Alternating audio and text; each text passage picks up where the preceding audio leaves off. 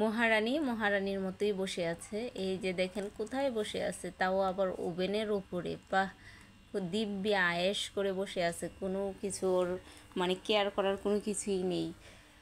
যাই হোক, মহারানীকে আমি অনেক ডিস্টার্ব করতেছিলাম এখানে বসা দেখে, কিন্তু মহারানী তো অটল হয়ে বসে আছে, এখান থেকে কোনো রকমই ও নামবে না। আমি ওকে খুবই বিরক্ত করতেছি নামার জন্য, ও নামবে না। মানে দুষ্টুই হয়ে গেছে। আমি কিন্তু ওকে প্রচুর মায়ের আর মানে বিরক্ত করতেছি যাতে ও নেমে যায়। কারণ আমি ওকে হাত দিয়ে জোর করে নামাবো না, যদি নামাতে চায় ও রেগে গেলে আবার কামড় দেওয়ার সম্ভাবনা থাকবে। তো সেজন্য আমি ওকে মার দিচ্ছি আর বারবার বিরক্ত করতেছি যাতে ও ইচ্ছাকৃতভাবেই এখান থেকে নেমে যায়। কিন্তু মহারানী নামবে না, একদম অটল স্টিল হয়ে বসে আছে। যাই হোক, বসাটা কিন্তু সেই সুন্দর ছিল। ওর বসাটা কীরকম লাগতেছে একটু অবশ্যই আমাকে কমেন্ট করে জানাবেন, আর সাবস্ক্রাইব করে আমার চ্যানেলে আমার সাথে থাকবেন, আমার ভিডিওগুলো লাইক কমেন্ট শেয়ার করে দেবেন। তো ওকে আমি খুব বিরক্ত করতেছি, কিন্তু ও কিন্তু খুব নাচরবান্দা, ওইখান থেকে নামবেই না। আর এখানে তো আমার মহারানী আছেই একদম দুষ্টুমিতে মেতে। আমি এখানে এসে দেখি সে আগের রাত্রের পানি এখানে আমি রেখেছিলাম খাওয়ার জন্য, সেই পানিটুকুও ও এখন খাবে। কিন্তু আমি ওকেও না করতেছি, কিন্তু ও আমার কথা শুনতেছে না, রাতের পানিটাই খাচ্ছে। কিন্তু এটা তো খাওয়া নিরাপদ না, আমি আসলে দেখিনি, কিন্তু আমার মেয়ে খেয়ে ফেললো পানিটা, কিন্তু এখন না করা সত্ত্বেও সে এই পানিটাই খাবে।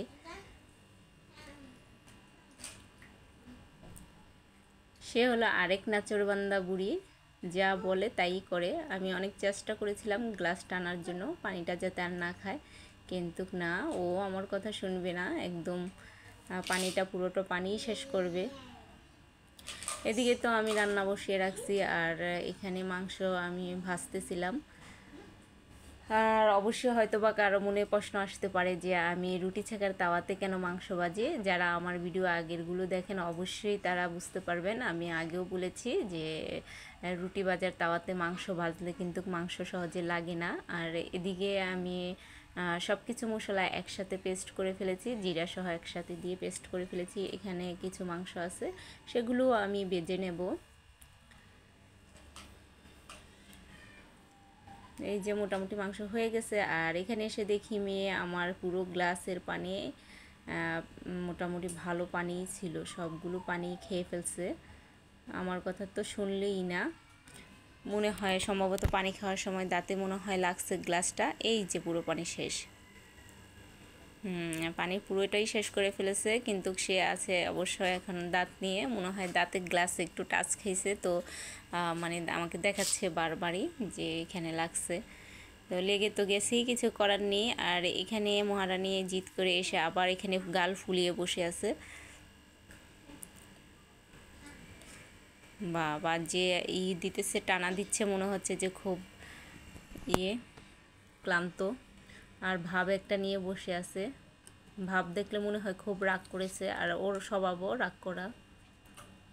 তো যাই হোক, আমি ডাকাডাকি শুনে সে আবার গা চুলকাচ্ছে, মানে আস্তে আস্তে নর্মাল হয়ে যাচ্ছে। নিচে নেমে গেছে, যে ফালিশারকে দেখেই নিচে নেমে গেছে, কিন্তু ফালিশার পাত্তা না পেয়ে আবার উপরে চলে গেছে।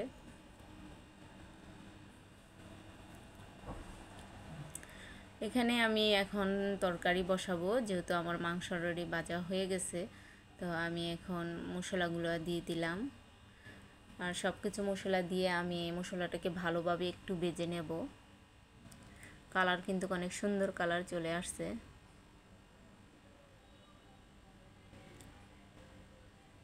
তেলগুলো উপরের দিক ভেসে গেছে, যা আমি মাংসগুলো এখন দিয়ে দেব। মাংসগুলো দিয়ে ভালোভাবে আমি একটু নেড়ে দেব এখন, যাতে মশলাগুলো সবগুলো একসাথে ভালোভাবে মিশে।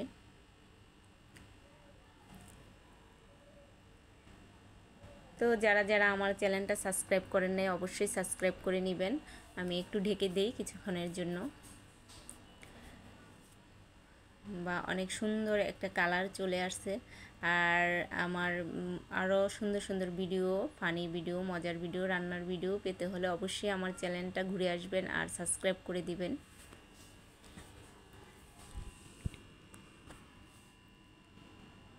কালারটা কিন্তু